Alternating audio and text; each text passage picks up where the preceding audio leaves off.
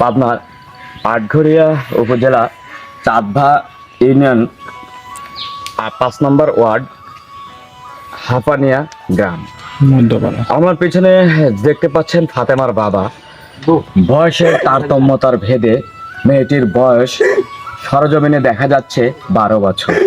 12 বছর বয়সে একটা মেয়ের জীবন কিভাবেই বা চলে গেল এই দুনিয়ার মায়া থেকে, তারই কিছু রহস্য উন্মোচন করতে এই অঞ্চলে আমাদেরই আসা।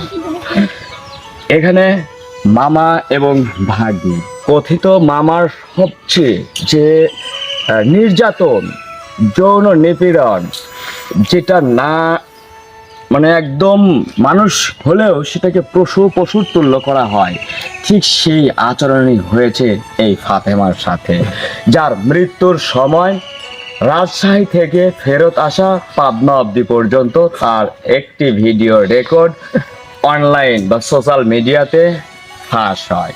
হচ্ছে যাই আমার ধর্ষণ করেছে, হ্যাঁ, আমার সাথে খুব খারাপ আচরণ করেছে। আমি ওর ভাতে যাই, আমি ভাতে যাই। ওর নাম হচ্ছে সবুজ। আর সবুজ সেই খারাপ, সেই খারাপ। হ্যাঁ হ্যাঁ হ্যাঁ, আমার নাম ফাতেমা। আমি সপ্তমে পড়ি। বাড়ির সামনে মামা, বড় মামা, নিজের মামা মনে করি মেয়েরা সম্মান করতাম। তুই প্রত্যেকে আসবো আমার বাড়ি, হ্যাঁ, তো এই জন্য আমি বিষটাইস। হ্যাঁ, আমি মরি আর বাঁচি, আমি মরলে ওর ফাঁসি লাগবে না, আমার ফাঁসি লাগবে না, আমার তো সবুজ। সেটার সূত্র ধরে আজকে হাফানিয়া গ্রামে, এবং এই কথিত সবুজ তার 2 সন্তান এবং সর্বশেষ তার একটা কন্যা সন্তানও আছে, যার বয়স উঠে এসেছে 2 থেকে 2.5 বছর। এবং সে কিভাবে সম্ভব হলো 12 বছরের একটা কন্যাকে ধর্ষণ করা? 7ম শ্রেণী পড়ুয়া শিক্ষার্থী এই ফাতেমার জীবনটা কেনই বা বিষিয়ে তুলছে, আর কেনই বা এই মানুষগুলোকে ধর্ষণের শিকার করতে হচ্ছে? এখনো বলতে পারছে না সেই মানুষের জীবনযাত্রা কখনো শেষ হবে কিনা। এই ধর্ষণ কখন, এগুলো নিপীড়ন শেষ হবে নারীদের প্রতি? এখনো কি সেই বাংলাদেশ আছে রক্ষিত জায়গা থেকেও অরক্ষিত? মানুষ কতটা নির্যাতন করলে একটা মানুষ মৃত্যুর পথে গিয়ে দাঁড়ায়?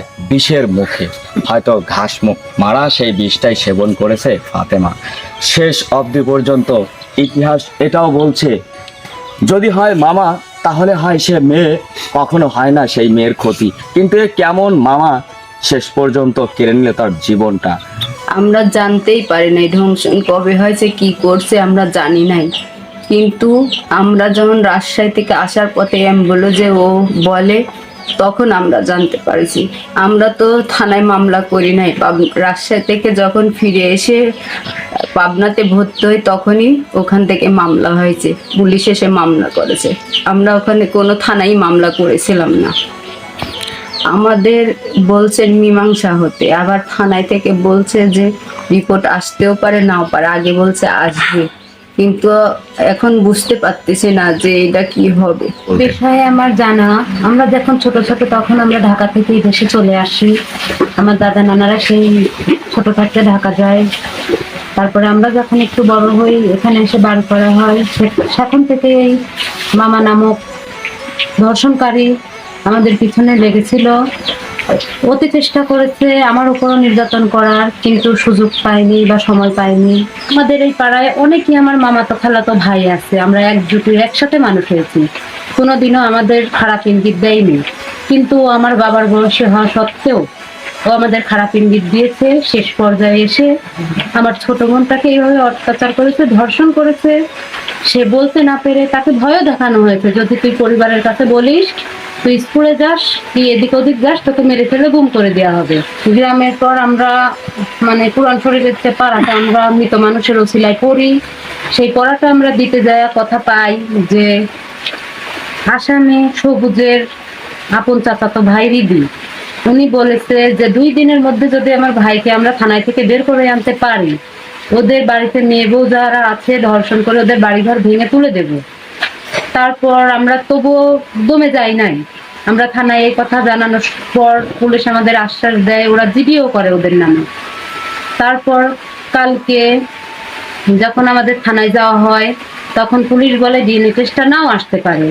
ওরা হুমকি দিচ্ছে চারপাশ থেকে, আমরা হুমকিতে ভয় করে নিই। পুলিশ আমাদের সাথেই ছিল, ওরা মীমাংসাও করতে চাচ্ছে যে আমরা টাকা দেই, তোমরা মীমাংসা হয়ে যাও, কিন্তু আমরা মীমাংসা চাই না, আমরা চাই ওর ফাঁসি, আমরা সুষ্ঠু বিচারটা চাই।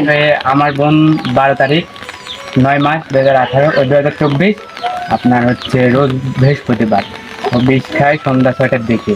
তো বিষ খাওয়ার পরে আমরা আটঘরিয়াতে ওকে নেই। আটঘরিয়াতে নেওয়ার পর আটঘরিয়াতে 3 দিন থাকে। আটঘরিয়াতে 3 দিন থাকার পরে ওর ক্রিটিক্যাল অবস্থা একটু খারাপ হয়ে যায়। তারপরে ওরা আবার ওখান থেকে পাবনায় নেই। পাবনায় একদিন থাকার পরে আপনার রাজশাহীতে নেয়। রাজশাহী থেকে পরে ওরা বলে কি বাড়ছে, ওখান থেকে আবার ব্যাগ দিয়ে যখন পাবনাতে আবার ব্যাগ নিয়ে এসে ভর্তি করালাম। তো ভর্তি করার টাইমেই ও আর কি মারা যায়।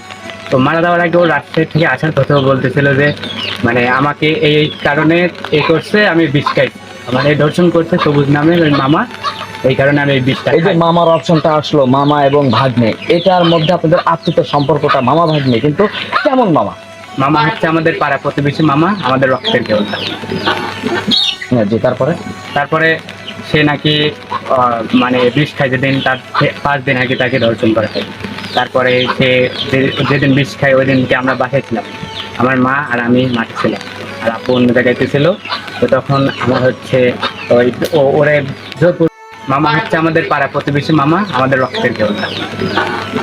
হ্যাঁ জি, তারপরে সে নাকি মানে বিষ খায় যেদিন, তার 5 দিন আগে তাকে ধর্ষণ করা হয়। তারপরে সে যেদিন বিষ খায় ওই দিনকে আমরা বাসায় ছিলাম, আমার মা আর আমি মাঠে ছিলাম, আর আপু অন্য জায়গায় ছিল।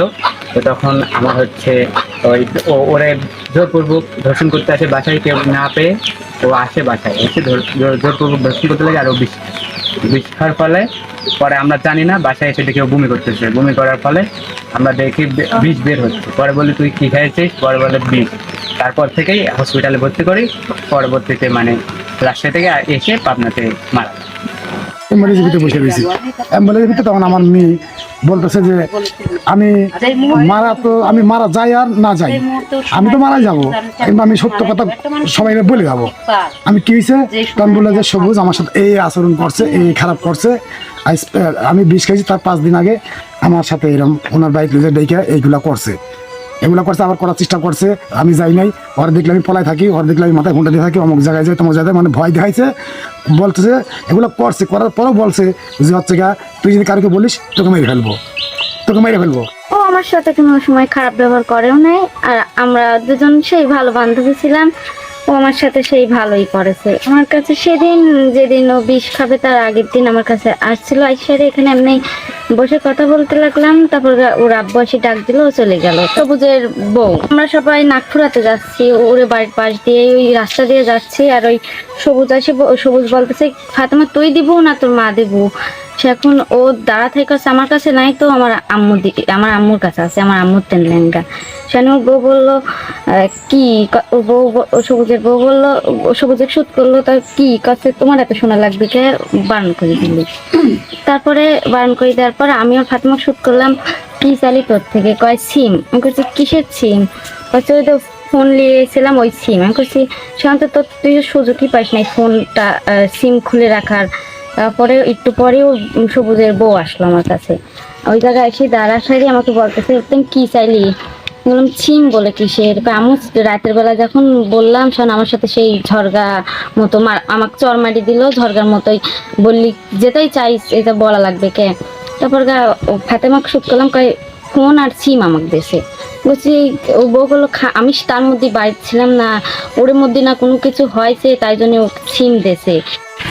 মেয়ে নিজেই জবানবন্দি দিচ্ছে যে আমাকে এই ঘটনা সবুজ আমাকে এটা করছে। এটা আসলে খুব খারাপ কাম হয়েছে। না আমরা তো বিচার চাই, এরকম পাই নাই, কিন্তু আমার নামে একটা কেস করছিল তাদের নিজেই। তাদের বড় লোক মানুষ, তারা আমাদের গ্রামের সবচেয়ে ধনী মানুষ, তাদের প্রভাব বোঝেনি কেউ।